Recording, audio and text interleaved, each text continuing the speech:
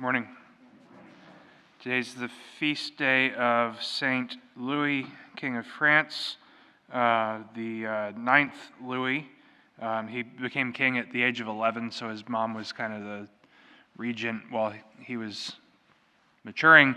But you think about it, there aren't a whole lot of rulers of nations that get to be called saint because it's a difficult task, it's a difficult job, and to really care for the people, to really desire to do the common, to further the common good.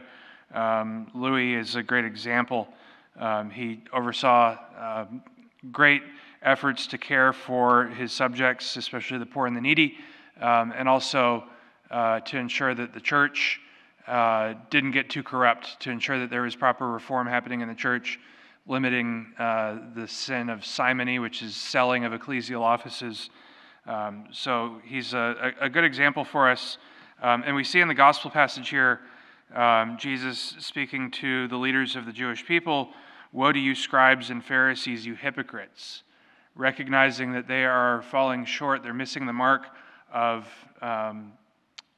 doing what is best to help their people to grow in holiness, failing to do that which will lead them closer to God, but rather tying up burdens for them, making things more difficult for them in order to do the will of God, focusing more on what the kind of man-made traditions are asking of them and less on actually what they mean.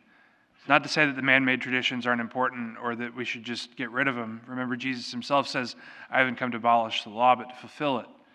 So rather to understand the why behind what we do, and to have leaders that help us with that, to recognize that we don't just follow blindly, we don't just kind of pay, pray, and obey, but rather when we truly understand what it is that God is calling us to, then we understand why it is that we do certain things. We understand why those certain disciplines help us to enter through the narrow gate.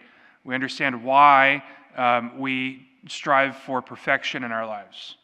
We understand why we avoid sin. We understand why we do good. We understand why God asks certain things of us.